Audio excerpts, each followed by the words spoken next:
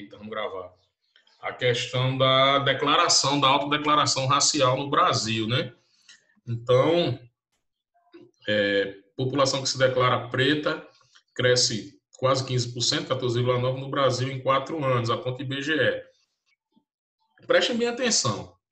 População que se declara.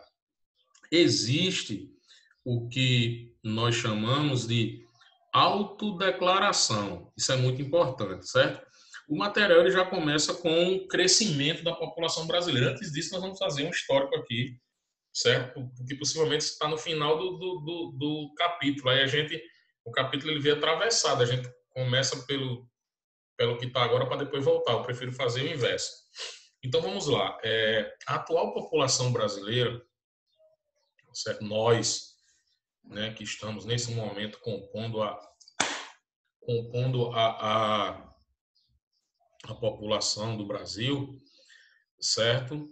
Nós somos resultado de um processo que nós chamamos de miscigenação, ok?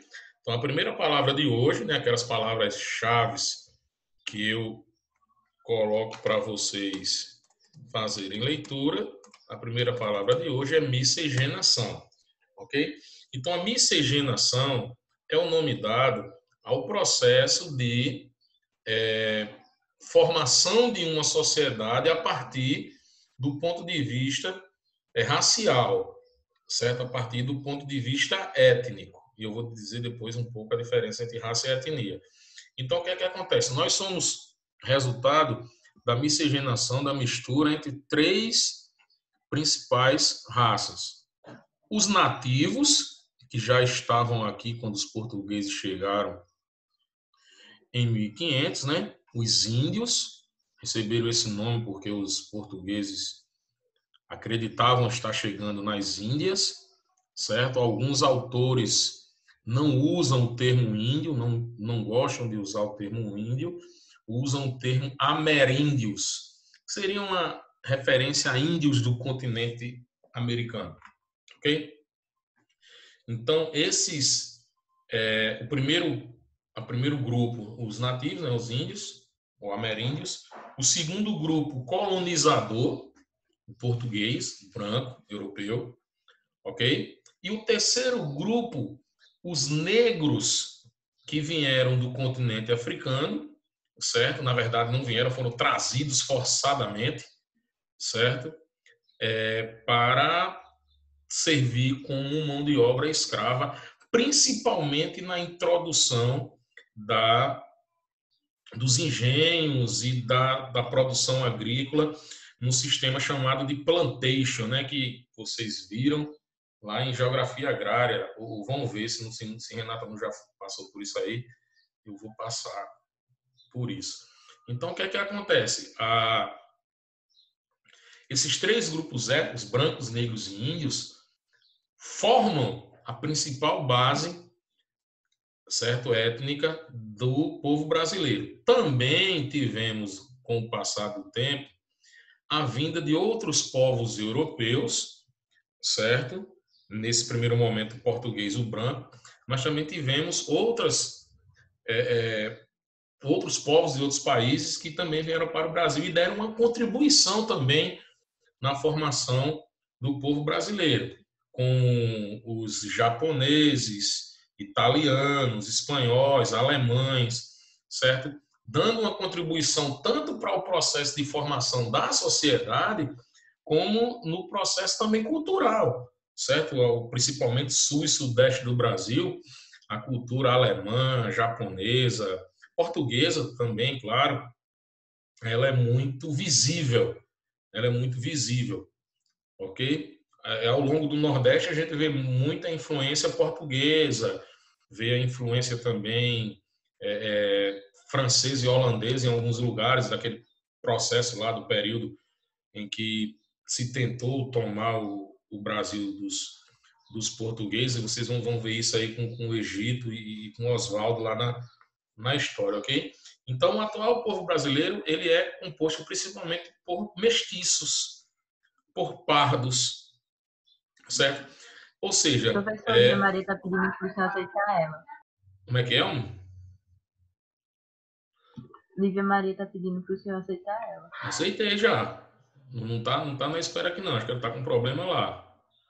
Eu aceitei, ela tá aqui. Eu tô vendo ela aqui, Lívia. Certo? Manda ela entrar e sair de novo.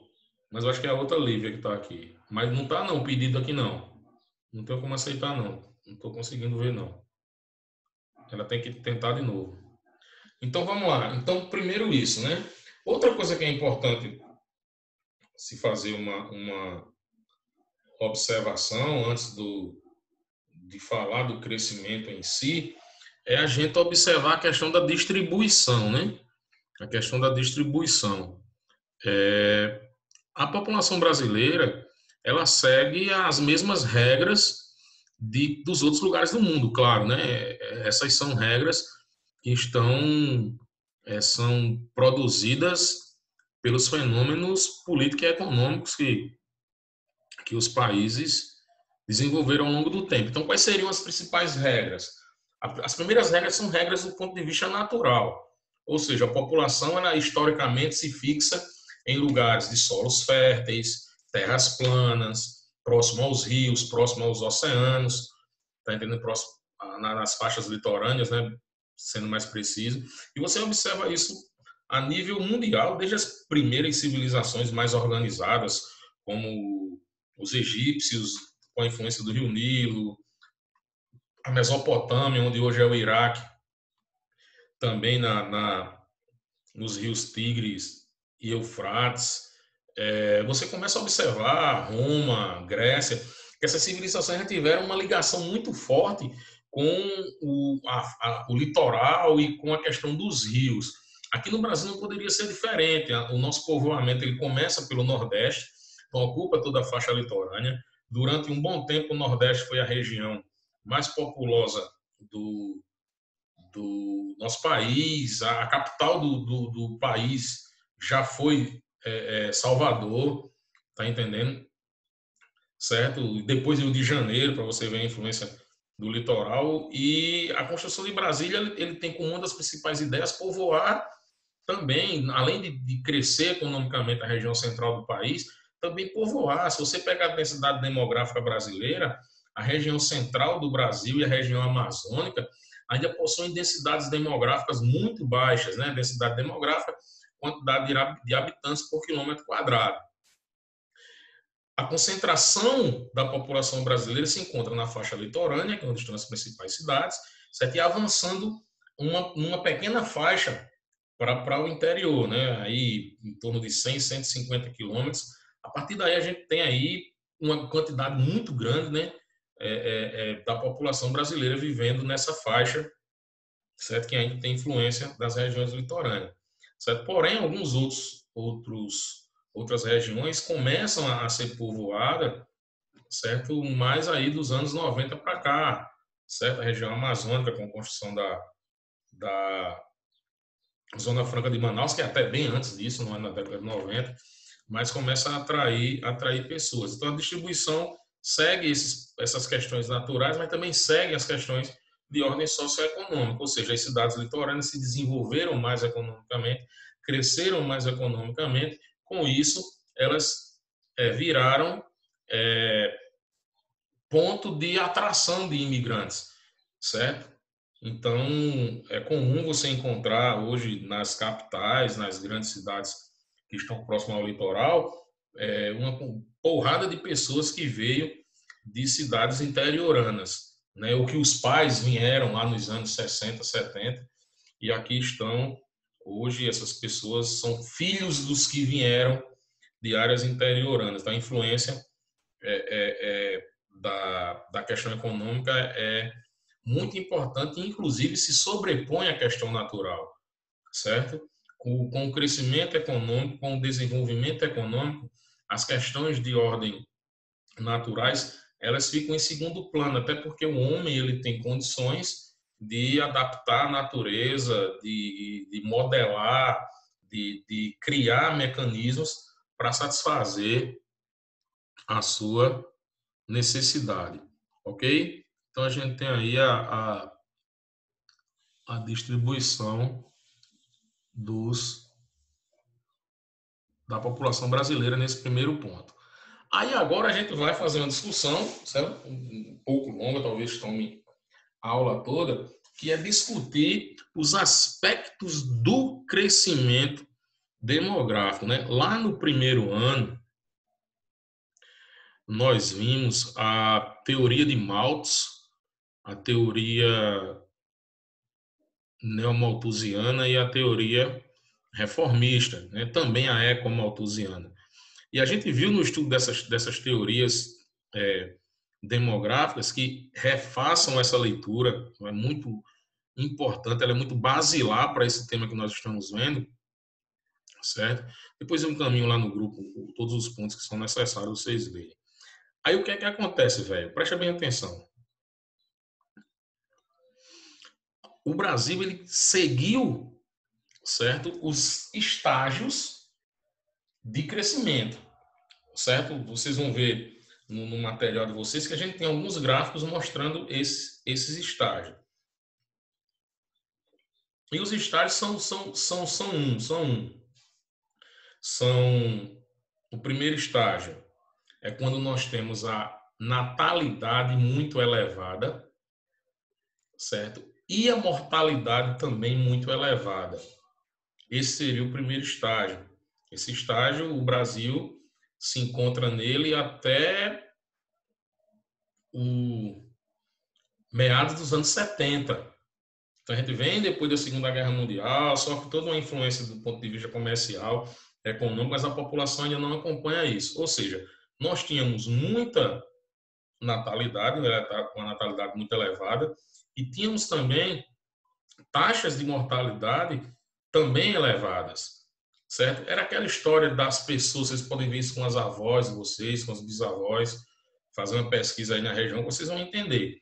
São aquelas pessoas que tinham 10, 12, 15 filhos e morriam 5, 6, 7, certo? Você tinha muitas perdas, porque a gente vivia num período, aqui no Brasil e em outros países do mundo, que nós não tínhamos acesso a uma rede hospitalar preparada ainda, ou às vezes nem existia rede hospitalar nos lugares. Não tínhamos acesso a técnicas de tratamento, a alguns medicamentos, a vacinas. E isso aí chega no Brasil depois de uma fase, depois de uma coisa que nós chamamos de revolução médico-sanitária, certo? Então lá vai aí uma segunda leitura de hoje. A revolução médico-sanitária. O que seria isso? É quando justamente esses fatores que eu falei, eles começam a ser solucionados no Brasil. A chegada de medicamentos, né, sei lá, antibióticos, anti-inflamatórios, por exemplo, vacina. Vacina é uma coisa sensacional, velho. Ainda tem aí uns imbecis aí, velho. Desculpa aí usar esse termo, mas existe ainda uns imbecis dizendo que são contra a vacina. Essa galera, velho, quando os caras começam a dizer que a Terra é plana, bicho, aí eu comecei a ficar assustado. Mas aí é o ponto de você dizer que a vacina é uma coisa ruim, velho. De dizer que a vacina é uma criação para matar as pessoas. Para mim, o que mata as pessoas é uma série de outras coisas, né? Muitos de nós estamos aqui graças às vacinas. Então, esses mecanismos alteram totalmente o sistema de saúde, eles atingem diretamente a mortalidade. E a partir daí a gente vai para a segunda fase da população brasileira, que é onde realmente a população cresce de uma forma muito mais acelerada. Quando é que a população cresce de uma forma mais acelerada? É quando a gente começa a controlar a mortalidade, mas não consegue controlar a natalidade. É essa a grande questão, certo? Na primeira fase eu tenho natalidade elevada e mortalidade também elevada, porém menor. Então você tinha um crescimento populacional não tão rápido, ok? E aí quando você vai para a segunda fase, você começa a controlar a mortalidade, ok? Começa a controlar a mortalidade. Aí vem o problema. Ou seja, começamos a controlar a mortalidade, porém tendo a mesma quantidade de filhos. Então, claro que a população vai crescer. Se antes se tinha 10, 12, 8 filhos, certo? E morria 3, 4, 5, 6, a gente agora começa a ter essa mesma quantidade de filhos, 8, 10, 12, e começa a morrer um, e passa a morrer só um ou nenhum, certo? Ou seja, as, as mulheres elas continuam tendo muitos filhos, porém morrendo menos, porque a gente começa a controlar as questões de ordem da mortalidade. E essas questões, aí vocês têm que se ligar nisso, que isso é questão de prova, isso é questão de exercício, isso é questão de Enem, certo? Por que a mortalidade é mais fácil de controlar? Porque você vai na raiz do problema e resolve de forma rápida.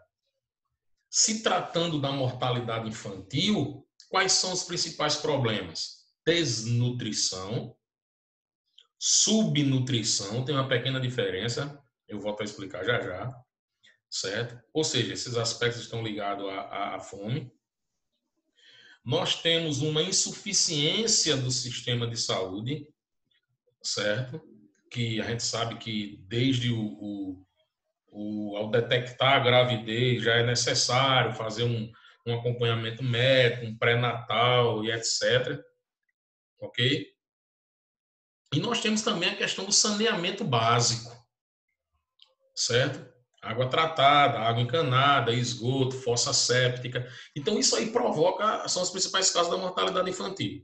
Se você distribui renda para melhorar a questão da fome, e o Brasil vem nesse período crescendo economicamente, a indústria começa a crescer, surgem novos postos de emprego e de trabalho, a construção civil pipoca em alguns lugares do mundo. Isso gera emprego que impacta diretamente nessa questão da fome, ok? Do outro lado, na segunda causa que eu coloquei, a gente começa a solucionar essa questão do saneamento básico, principalmente nas grandes cidades. Hoje ainda é um problema. Hoje ainda é um problema. Nós temos em torno de 20% da população brasileira, que dá mais de 40 milhões, ainda sem saneamento básico. Certo? Mas já foi bem pior, ok? Isso a gente não pode negar. Então, quando isso começa a se espalhar pelo país, começa também a diminuir a questão da mortalidade infantil. A questão da vacina que eu falei, a questão do tratamento de saúde, certo? Tudo isso aí resolve. Aí a diferença entre subnutrição e desnutrição é simples. Desnutrição, 10, 100. Aí é o estado mesmo de fome, é quem não tem o que comer. O que vai se encontrar na condição de desnutrido e, como a gente sabe, são milhares de pessoas que morrem todos os dias por falta de comida no mundo, né? Tem que pensar um pouco nisso, né? A realidade da coisa. O segundo conceito, a subnutrição, sub é o que está abaixo. São pessoas que comem, mas não comem o suficiente, certo? A alimentação é totalmente limitada, certo? Ou não se almoça, ou não se janta, ou só come uma vez por dia. Porque a gente sabe que tem aquela tabelinha lá dos nutricionistas que, se eu não me engano, a pessoa tem que comer 2.000. Isso, Lívia. Temos que se alimentar 2.000 só que agora a gente vai falar especificamente do Brasil, Lívia, certo? A gente lá a gente discutiu os conceitos, as teorias demográficas, certo? Então a gente perdi aqui agora, deixa eu ver. A gente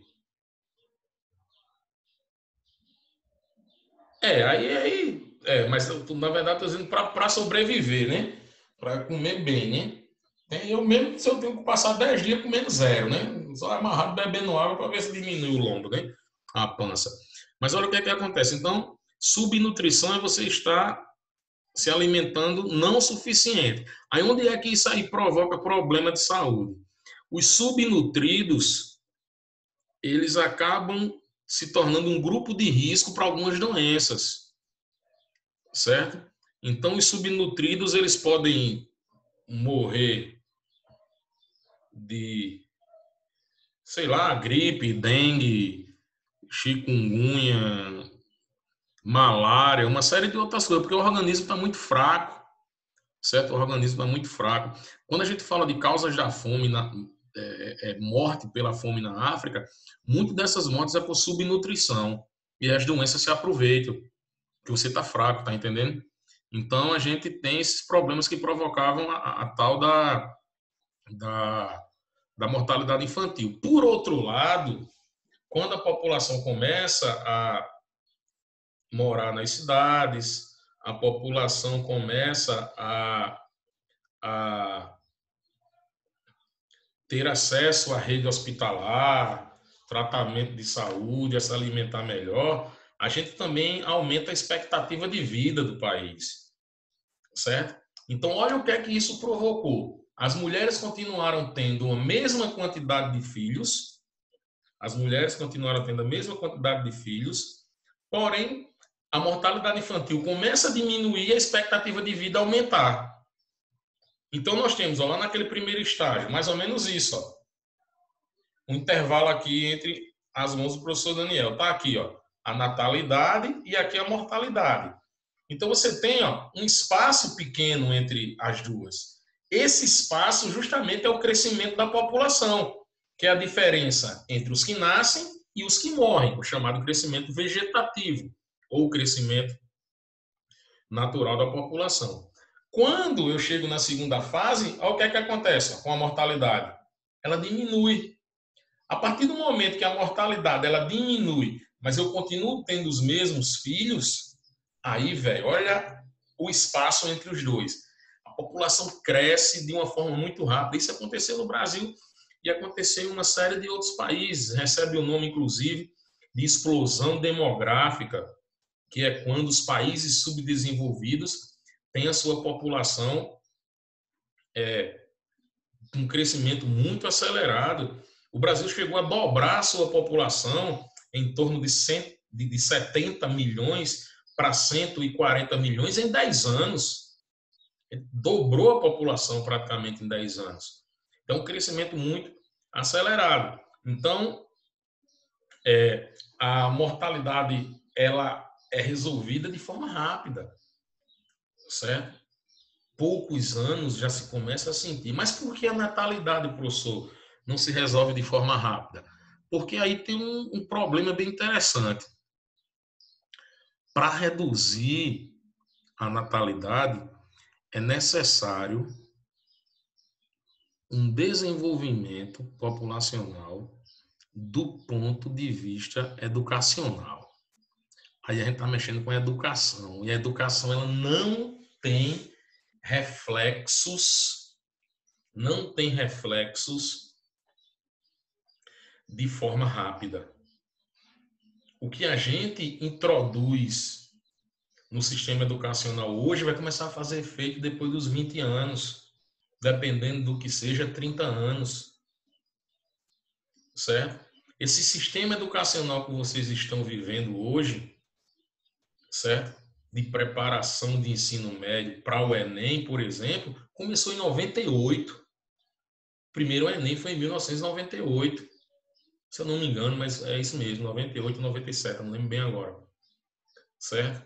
Então, vocês estão 22 anos depois de quando a coisa começou e ainda continuamos errando em algumas coisas.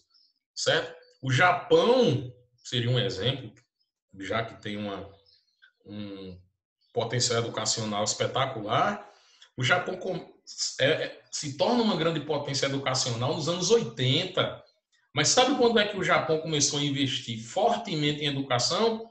Na recuperação depois da Segunda Guerra Mundial, através do Plano Colombo, com a ajuda dos Estados Unidos. Certo? Não é porque eles são bonzinhos, não. Eles ajudaram para poder tomar conta depois. Então, o que é que acontece? Você tem um processo longo. E quando se trata de natalidade, além da questão da educação, é importante a questão da informação, que nesse caso, educação e informação são coisas completamente diferentes. Certo? O que seria a diferença, professor? Educação, anos de estudo. investimento no nível fundamental, no médio, superior, etc. Isso que a gente exemplificou do Japão e do Brasil quando falou do Enem. Agora, como eu estou falando de natalidade, gente, a informação é a coisa específica para isso. É aí onde ainda hoje nós pecamos, certo? Então, seria questão ligada à contracepção, certo? A questão da educação sexual da gente, que é terrível, tá entendendo? Se houvesse educação sexual, nós teríamos alguns problemas minimizados, tá entendendo? Alguns problemas seriam minimizados, certo? Não vamos fazer essa discussão agora, que não é importante, mas a informação sobre a questão da natalidade, a informação sobre a questão da gravidez, a questão da contracepção, então, tudo isso é importante, tá entendendo? Tudo isso é importante, não apenas investimento na ciência, na escola, mas quando eu falo informação é aquela coisa específica. Isso aí leva muito tempo, certo? Isso aí leva muito tempo. Existem muitas pessoas no Brasil que não sabem o que é método contraceptivo, que nunca viu falar, que não sabe nem para onde é que vai, que nem a gente chama, tá entendendo? Tem muita gente no Brasil ainda que se fala em educação sexual, as pessoas pensam que isso está ligado à questão pornográfica, que isso está ligado à questão da atividade sexual mesmo, que não tem nada a ver com isso. Então a gente não sabe nem o conceito da coisa e começa a discutir o conceito. Então, na terceira fase, que nós estamos aqui na segunda, a primeira, natalidade e mortalidade, a segunda fase, a mortalidade cai, aí a população cresce muito, o espaço aumenta, só que na terceira fase a natalidade começa a cair. Então, se na primeira eu tinha os dois muito elevados, nessa terceira fase eu tenho os dois muito baixos. E aí a gente pode pegar alguns dados aqui para exemplificar. Por exemplo, nos anos 60, o número de filhos por mulher no Brasil era em torno de 6, certo? Isso contando as mulheres de 15 a 49 anos, que é onde elas se encaixam no chamado, no conceito da taxa de fecundidade, certo? E para filhos de 0 a 5 anos. Então, eu tinha uma média de 6. Hoje, a nossa média ela é entre 1,6 e 1,7. Era pouco mais de 1,5 filho por mulher, em média. Né? Vai ter meio filho, não vai ter ninguém cortado no meio, não. Então, o que é que acontece? Nós conseguimos diminuir muito a mortalidade, certo? Hoje, a mortalidade infantil, no caso, nós aumentamos muito a expectativa de vida do brasileiro, certo? Aí a gente já está falando já do século XXI mesmo, do século que nós estamos, na década de 2020, e aos poucos fomos conseguindo diminuir a natalidade. Agora, por que e como a natalidade diminuiu? É isso que também vocês devem observar, certo? Quais os fatores que fizeram a taxa de natalidade no Brasil cair? Então, além desses que eu falei, a questão da urbanização, a questão das pessoas passarem a ir morar nas cidades, certo? A questão da contracepção, certo? Mas a coisa mais importante, certo, é a ascensão social da mulher, certo? A ascensão social da mulher é a coisa mais importante para a queda nas taxas de natalidade, certo? Porque não adianta você ter métodos contraceptivos, não adianta você ter mecanismos que evitem a reprodução se você não tem, certo? Se você não tem a perspectiva do planejamento familiar. Porque o que é que a contracepção ela dá para os seres humanos, certo? Ele dá para os seres humanos a capacidade de ter atividades sexuais sem reproduzir. Se não existisse método contraceptivo, aí, independente da ascensão social da mulher, independente de tudo, as taxas de natalidade eram altíssimas. Mas a partir do momento que eu tenho a ascensão social da mulher, começa-se a pensar em planejamento familiar. O que é planejamento familiar, professor? É você planejar a melhor hora de reproduzir. É essa a grande questão. A melhor hora de reproduzir. E lá nos anos 50, 60, certo? Pouco antes da... Aí, claro que o tempo que antecedia isso também era, mas o que é que você tinha? Você tinha a mulher como figurada, a mulher figurada como uma reprodutora e sendo treinada pelas mães para tomar conta das casas, certo? Tem até um exemplo que eu acho que até na sala de vocês eu sempre uso esse exemplo. Você chegava na casa de uma menina, né, um homem, por exemplo, né, na busca de um relacionamento amoroso, a propaganda que a mãe fazia da filha assim era: ela já sabe passar, sabe cozinhar, sabe lavar, uma dona de casa espetacular, cuida bem dos irmãos menores e tal, porque era isso que se buscava, certo? Era isso que se buscava.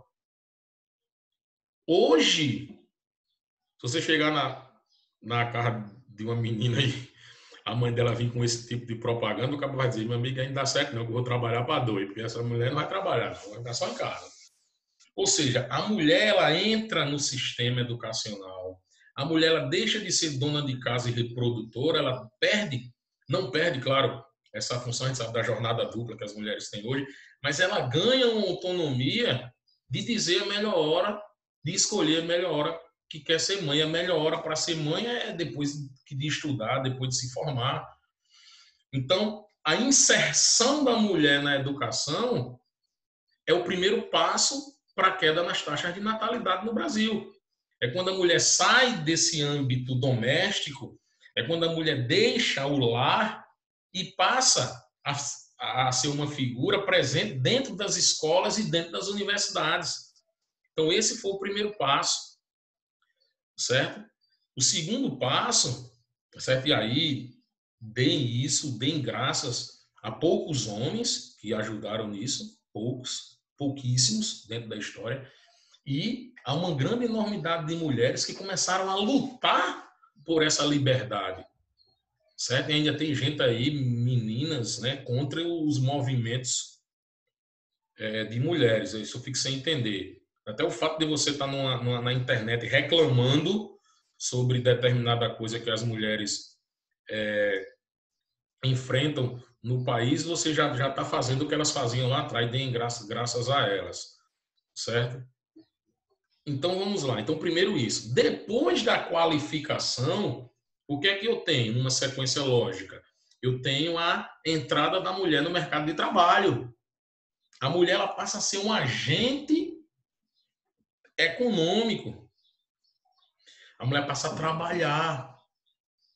Tá entendendo? Então, ela passa a ficar dentro dos lares no mesmo patamar do homem.